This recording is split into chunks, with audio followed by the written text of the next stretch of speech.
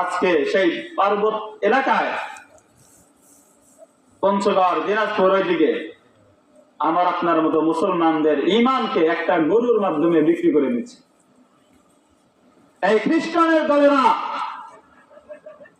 যারা নিঃস্ব অসহায় তাদের বাড়িতে যে একটা গরু দিচ্ছে, বলতেছে তোমাদেরকে আমি বাড়ি করে দেব, তোমরা খ্রিস্টান হয়ে যাও।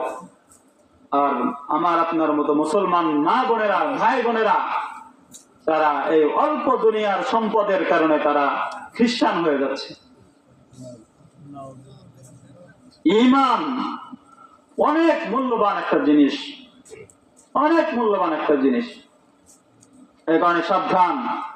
আজকে তারা ওই পঞ্চগড় বা পার্বত্য এলাকায় তারা তাদের মিশনকে শুরু করেছে, মুসলমানদেরকে বেঈমান করার পায়তারা তারা করতেছে। একদিন তারা সেখানে করতে করতে করতে করতে এক সময় আমাদের কাছেও তারা এসে উপস্থিত হয়ে যাবে। আমাদেরকেও বলবে তোমাকে বাড়ি দেব, গাড়ি দেব, তোমার সব প্রয়োজন আমি পুরো করব, বিনিময়ে একটা জিনিস চাই, সেটা হলো তোমরা খ্রিস্টান হয়ে যাও। এই জন্য আমাদের ঈমানকে মজবুত করতে হবে, আমাদের ঈমানকে মজবুত বানাইতে হবে। আজকে বর্তমান প্রেক্ষাপট এমন, মনে হয় যে কিয়ামত খুব অচিরেই চলে আসবে, দাজ্জালের আবির্ভাব হয়ে যাবে।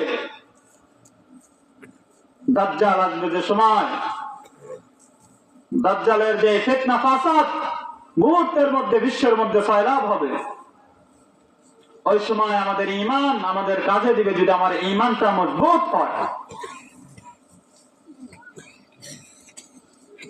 দাজ্জাল এক হাতে জান্নাত জাহান্নাম নিয়ে সবার সামনে আসবে।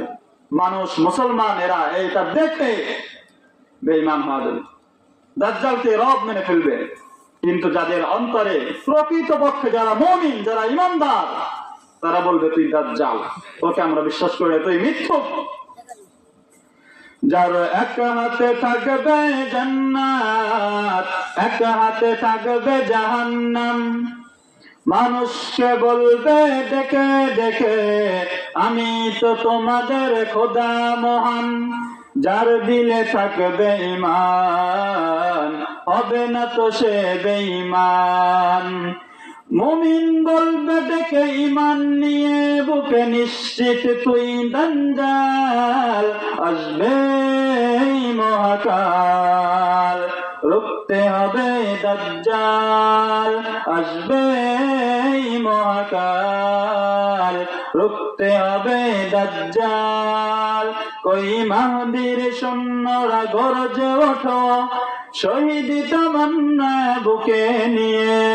সুফিয়ানা মতবাদ রুখতে হলে এখন থেকেই থাকো তৈরি হয়ে, আসবে মহাকাল।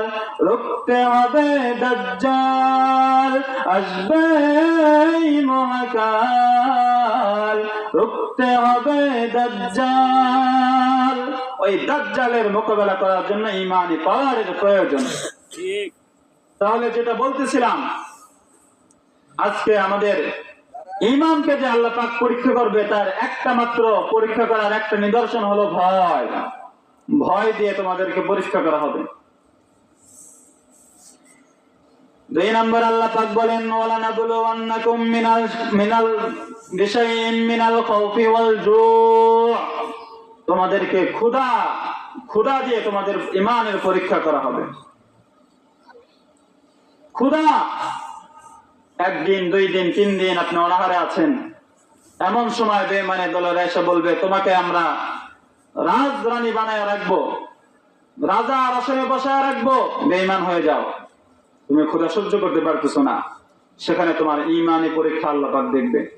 যদি তুমি বলতে পারো ওই বেঈমানের দল, তোর কথায় আমি আমার ঈমানকে বিক্রি করতে চাই না, আমি অনাহারে মরে যাবো, না খেয়ে মরে যাবো, তবুও বেঈমান হব না, এই কথা যদি বলতে পারো, তাহলে তুমি মুমিন, তুমি সফল।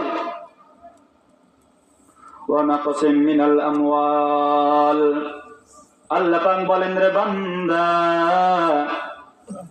তুই তোর বাগানে ফল ফলাদি লাগাইছিস, সেই ফল ফলাদি গুলো পাকার আগ মুহূর্তে ঝড় দিয়ে আমি নষ্ট করে ফেলবো। তোর সম্পদের ক্ষতি আমি করে ফেলবো আমি আল্লাহ। বান্দা তুই যদি আমি আল্লাহর উপর সবর করতে পারিস আর করতে পারিস, বলতে পারিস যে আল্লাহ যা করেছেন তা ভালোই করেছেন, আমার কপালে তকদিরে এটা ছিল বিধায় এটাই হয়েছে, সবর যদি করতে পারিস বান্দা, তাহলে তুই তোর ঈমানের পরীক্ষায় সাকসেসফুল। ওয়াল আনফুসি ওয়াস সামারাত, আল্লাহ পাক বলেন রে বান্দা আমি তোকে কখনো পরীক্ষা করব এইভাবে, তুই নিজে অসুস্থ হয়ে যাইবি, আমি আল্লাহর কাছে সবর করবি, তোর করে যার টুকরা সন্তানের অসুস্থতা আসবে, জ্বর হবে, ঠান্ডা হবে, আরো বিভিন্ন মুসিবতের মধ্যে আমি ফেলে দেব বান্দা। ওই সময় তুই যদি আমি আল্লাহর উপর সবর করতে পারিস, ধৈর্য ধারণ রাখতে পারিস, আমি আল্লাহ তোর ঈমানকে মজবুত বানায়া দেব। তোর ফসলাতির মধ্যে আমি ক্ষতি করব। আল্লাহ পাক বলেন রে বান্দা এইগুলোর মাধ্যমে যখন আমি তোর ঈমানি পরীক্ষা করব, তুই যদি ঈমানি পরীক্ষায় সফল হতে পারিস, আমি আল্লাহ তোর সাথে ওয়াদা করলাম তোর মৃত্যুর পর তোকে জান্নাতের মেহমান বানায়া দেব।